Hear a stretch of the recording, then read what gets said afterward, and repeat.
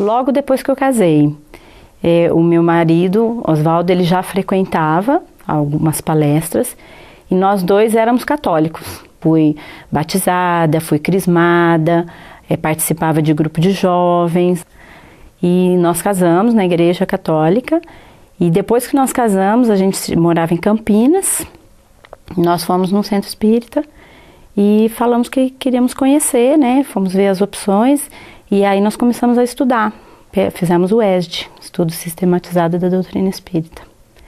E aí depois daí a gente não saiu mais, né? Aí fizemos todo o curso, o Oswaldo também fez o curso, depois começamos a frequentar palestras, grupo de pais. Quando as crianças nasceram, nós os colocamos na evangelização.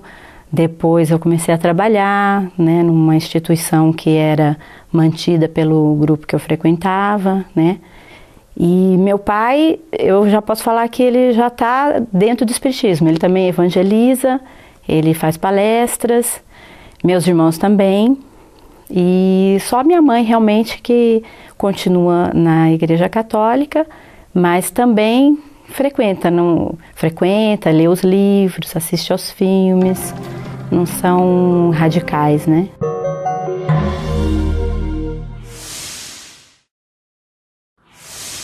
Mais ou menos em 1994,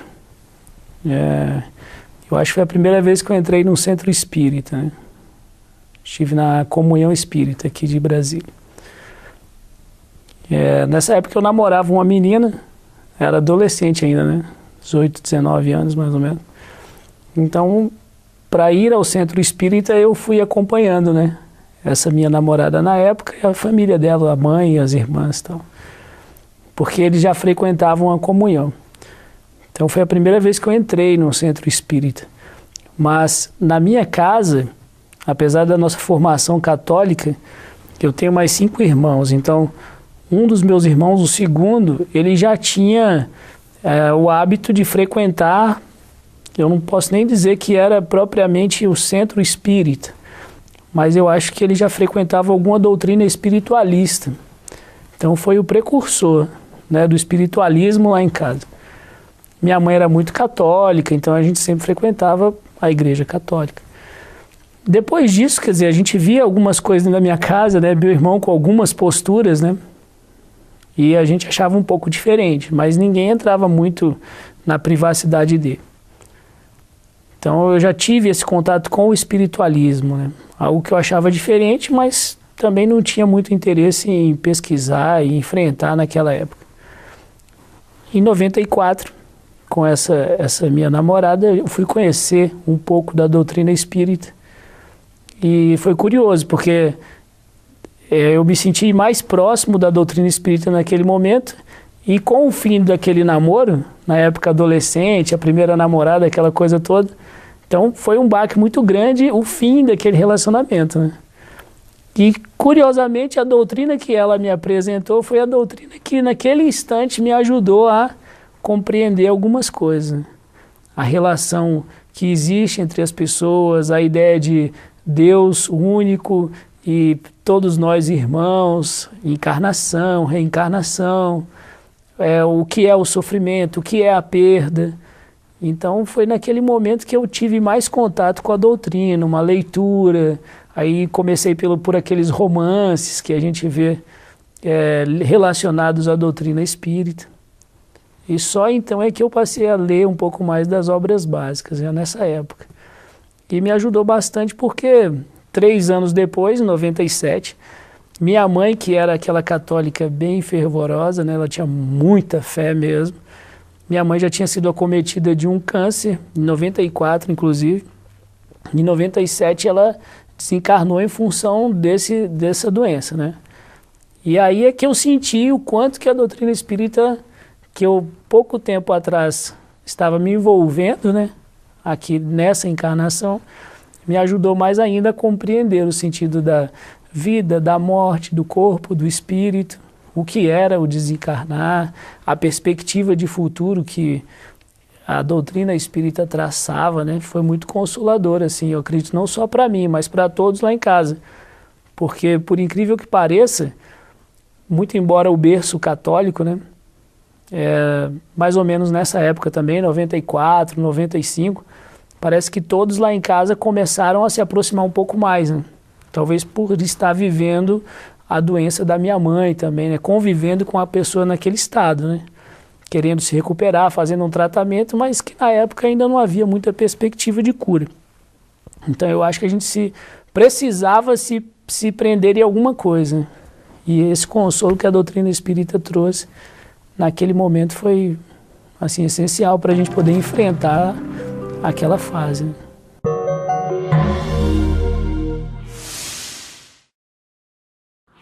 Foi exatamente o período da minha formação filosófico-teológica junto aos franciscanos da Ordem Primeira, a Ordem dos Frades Menores, e que um período esse que durou, a formação durou quase 10 anos, até que eu pudesse chegar à formulação dos votos solenes, né? E depois, em 1982, quando fui ordenado sacerdote. E a partir daí passei a exercer o ministério sacerdotal nas terras mineiras, eu sou mineiro, e lá permaneci durante esse período do meu exercício sacerdotal, que durou de 1982 até 1990. Quando então eu pedi licença da Ordem dos Frades Menores, porque fui chamado a exercer um cargo público para colaborar na questão educacional. E naquele momento a Igreja Católica ainda não permitia muito que seus padres, seus sacerdotes, seus missionários pudessem ter algum tipo de participação em gestões públicas especificamente. Foi então que, para que eu pudesse exercer esse cargo de educação e cultura no município de Timóteo, em Minas Gerais, eu tive que pedir essa licença, o que aconteceu em 1990. De 1990 até 1995, eu praticamente fui, aos poucos, me desligando da fé católica, da Igreja Católica, já não mais frequentava os cultos católicos, e eu costumo dizer que foi um período de deserto espiritual, porque também não me aproximei de nenhuma outra expressão religiosa, né, de natureza alguma. Só que eu já estava em Brasília a partir de 1995, foi quando aqui cheguei em Brasília para trabalhar na Câmara dos Deputados como assessor parlamentar. E em 1996 eu fui acometido, vamos dizer assim, de indagações muito profundas a respeito da minha vida. Depois desse período de 5 anos que já praticamente estava fora do exercício do sacerdócio católico e das práticas católicas, e eu fui acometido de quase uma depressão. Não chegou a ser uma depressão, mas algo que era muito fruto das indagações interiores que naquele momento eu vivenciava.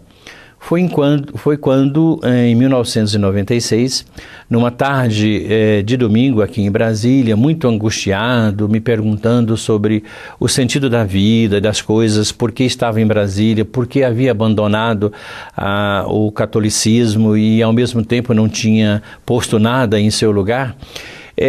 Naquela tarde então de domingo, eu passeava pelas ruas aqui do Plano Piloto.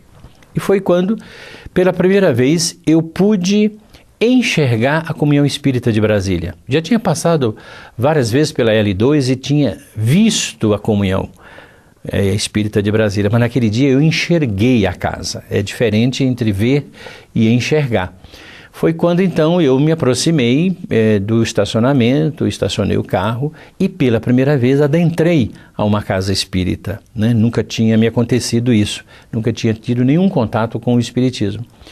E quando eu adentrei a casa espírita, a Comunhão Espírita de Brasília, me lembro que era um momento de palestra pública, o salão estava cheio, eu estava muito angustiado, sentei num cantinho assim no final do salão, e e meio que quase que num sentido de adormecer, porque eu não percebi o tempo passar.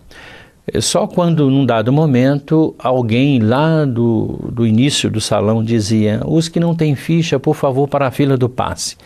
Eu me vi, então, nessa condição do sem ficha para o passe. Foi quando, então, eu me aproximei da fila dos que não tinham ficha e, pela primeira vez também, entrei numa sala de passe. E tomei o passe. Saí já muito melhor do que quando havia adentrado aquela casa espírita. Estava muito mais aquietado, muito mais tranquilo, muito mais harmonizado.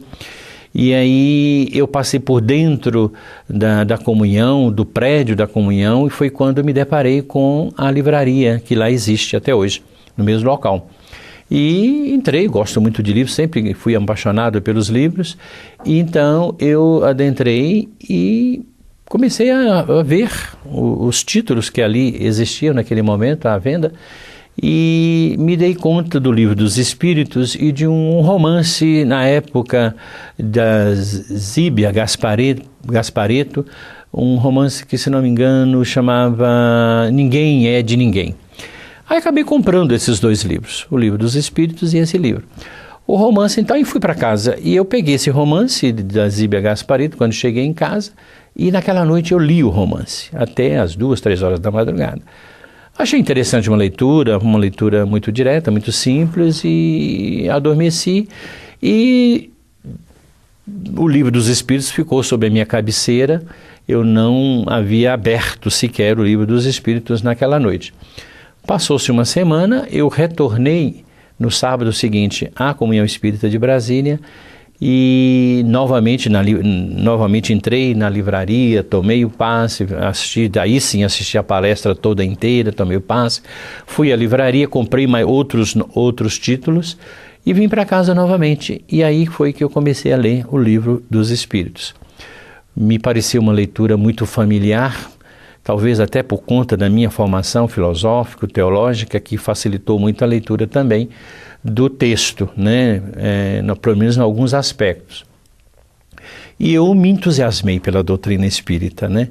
E a partir desse momento eu passei a frequentar um pouco a Comunhão Espírita, depois o Centro Espírita André Luiz, quando me mudei para a cidade do Guará, e estou até hoje na doutrina. Hoje, nesse ano que passou, 2011, fundei aí junto com alguns confrades a primeira casa espírita, vamos dizer assim, focada no trabalho em defesa da vida. Essa um pouco a minha história no que diz respeito ao conhecimento da doutrina espírita.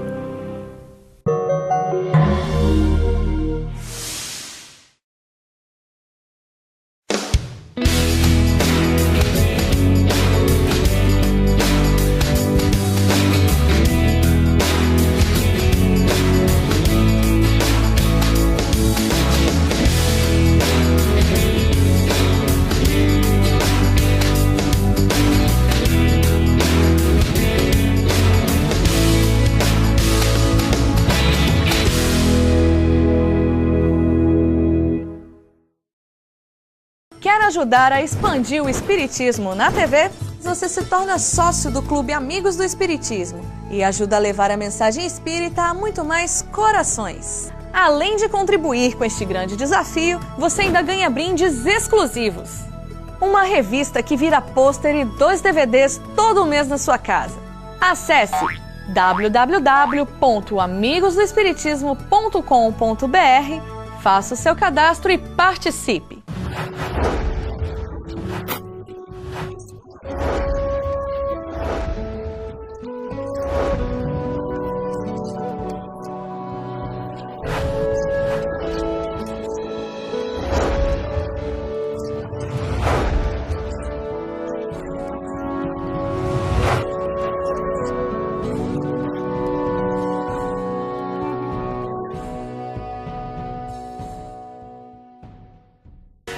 Jovem, para que reencarnamos?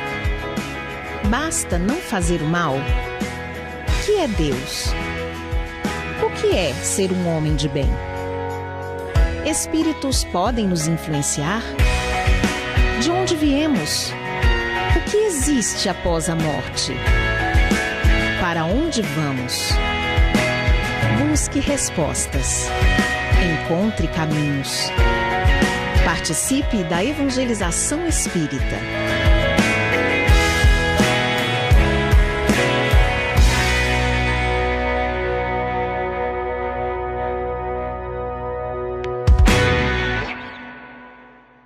Olá, amiguinho. Você sabia? Deus é nosso Pai e Criador de todo o universo. Jesus nos ensinou a amar a todos. Somos espíritos e sempre vamos existir. Criança, venha aprender o Espiritismo e conhecer novos amigos. Participe você também da evangelização espírita.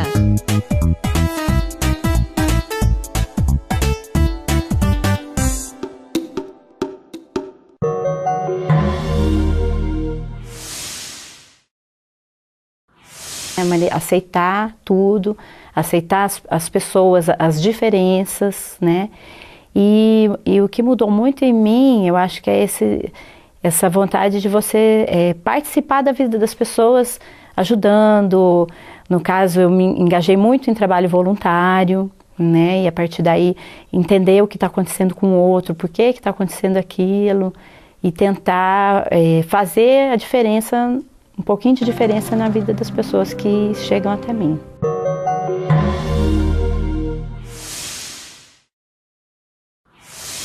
Primeiro, eu acredito que essa ideia essa perspectiva mesmo, que ela traça, né? Da imortalidade do espírito, né? Do ser imortal.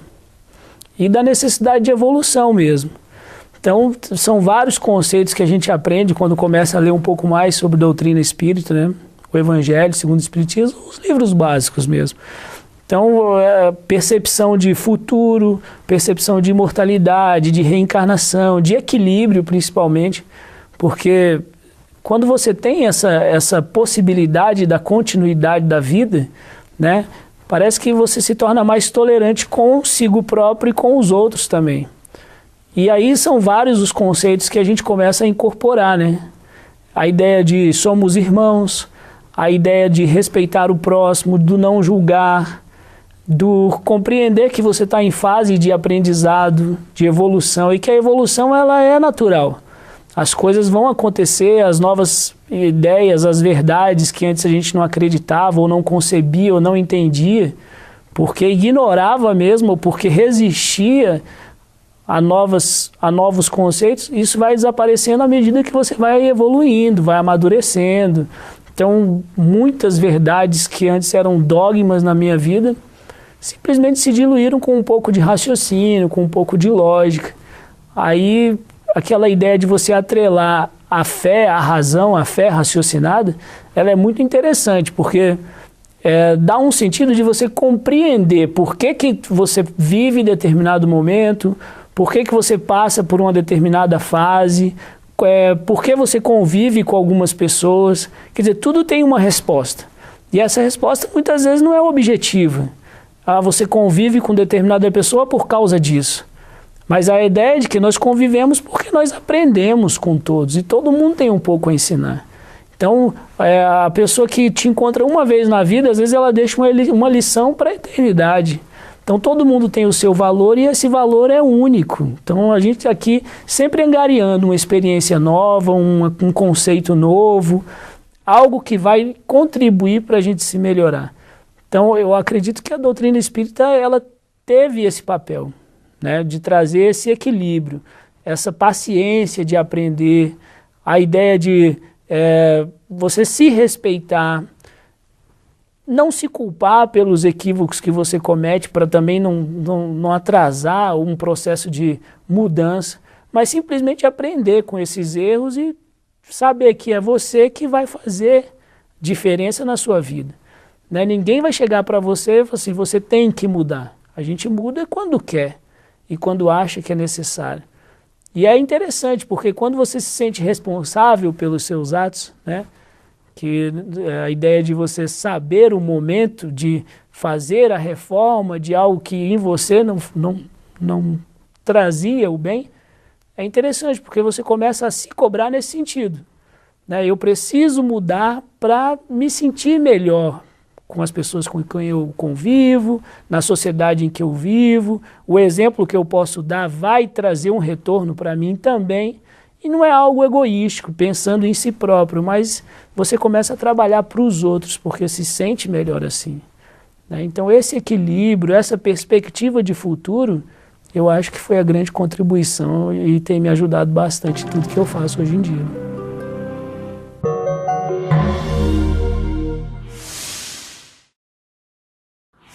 O Espiritismo mudou profundamente a minha vida, né? Conhecer o Espiritismo, a doutrina espírita, significou encontrar respostas que há muito buscava e que a doutrina católica não foi capaz de me dar essas respostas. Então, no primeiro momento, essa mudança foi profunda do ponto de vista da compreensão de alguns elementos importantes a respeito da vida, do sentido da vida, a respeito das questões após a morte,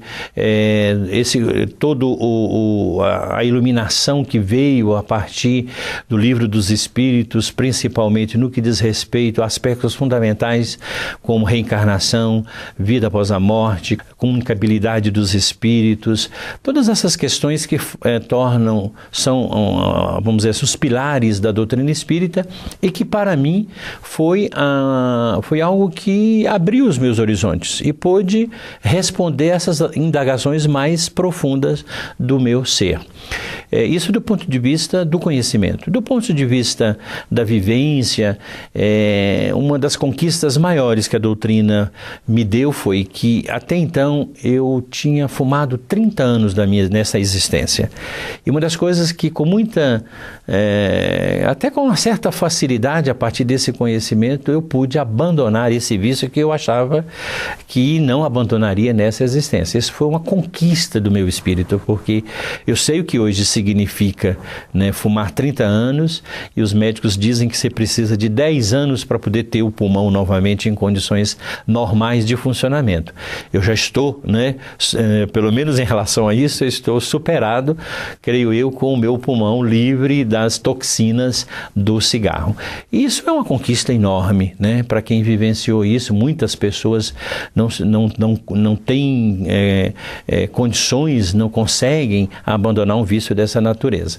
Essa foi uma primeira grande conquista. A outra grande conquista que eu percebo do ponto de vista da vivência é de que a doutrina espírita nos coloca todos os dias diante da possibilidade da nossa reforma íntima, da gente buscar realmente ir superando aquilo que São Paulo diz que é o velho homem, né, incrustado dentro de nós, e que a gente vai aos poucos superando esse velho homem para construir um novo homem ou uma nova mulher, no caso do gênero feminino, nesse sentido amplo, né, de uma vivência cada vez mais próxima de Jesus, né, e da sua doutrina, tentando com isso ser um ser humano cada vez melhor.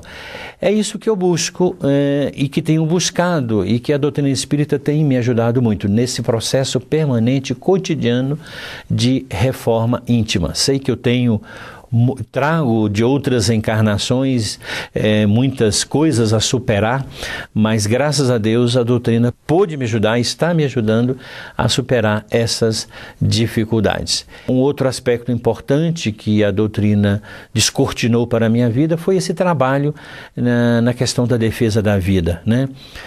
O que começou no próprio trabalho profissional na Câmara dos Deputados, quando me deparei com o desafio da legalização do aborto e junto com o deputado, na época deputado federal Luiz Bassuma, pudemos constituir a Frente Parlamentar em Defesa da Vida contra o Aborto.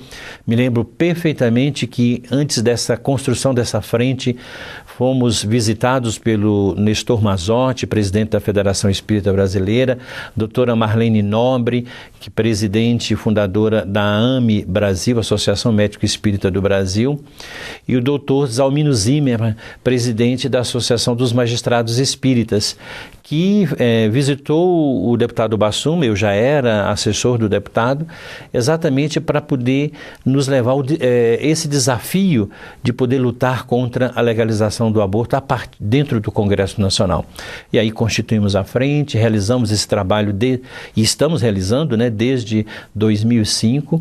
Daí fundamos o Movimento Nacional da Cidadania pela Vida, por inspiração dos espíritos, no entendimento de que precisamos mobilizar a sociedade brasileira para que o aborto não seja legalizado.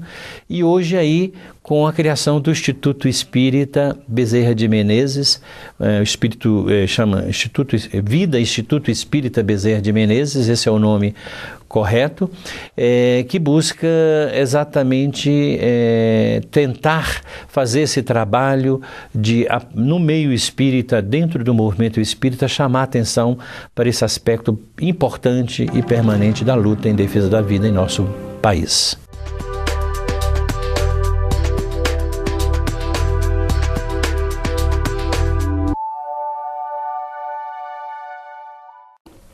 Nós fomos num centro espírita e falamos que queríamos conhecer, né? Fomos ver as opções e aí nós começamos a estudar. Fizemos o ESD, Estudo Sistematizado da Doutrina Espírita. E aí depois daí a gente não saiu mais, né? Aí fizemos todo o curso, o Oswaldo também fez o curso, depois começamos a frequentar palestras, grupo de pais. Quando as crianças nasceram, nós os colocamos na evangelização. Depois eu comecei a trabalhar, né, numa instituição que era mantida pelo grupo que eu frequentava. Segundo, ele já tinha o hábito de frequentar, eu não posso nem dizer que era propriamente o centro espírita, mas eu acho que ele já frequentava alguma doutrina espiritualista.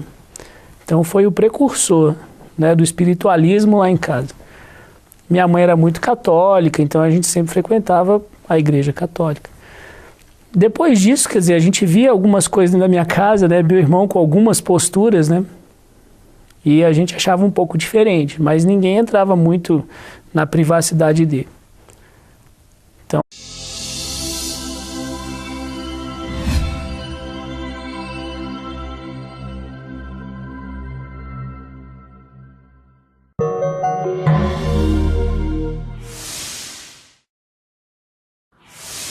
Logo depois que eu casei, o meu marido, Oswaldo, ele já frequentava algumas palestras e nós dois éramos católicos. Fui batizada, fui crismada, participava de grupo de jovens e nós casamos na igreja católica. E depois que nós casamos, a gente morava em Campinas. Fui no centro espírita, né? Estive na Comunhão Espírita aqui de Brasília. Nessa época eu namorava uma menina, era adolescente ainda, né? 18, 19 anos mais ou menos. Então, para ir ao centro espírita eu fui acompanhando, né? Essa minha namorada na época e a família dela, a mãe e as irmãs e tal. Porque eles já frequentavam a comunhão. Então foi a primeira vez que eu entrei no centro espírita. Mas na minha casa, apesar da nossa formação católica, eu tenho mais 5 irmãos, então... Um dos meus irmãos, o segundo, né? E meu pai, eu já posso falar que ele já está dentro do espiritismo. Ele também evangeliza, ele faz palestras, meus irmãos também. E só minha mãe realmente que continua na igreja católica, mas também frequenta, lê os livros, assiste aos filmes. Não são radicais, né?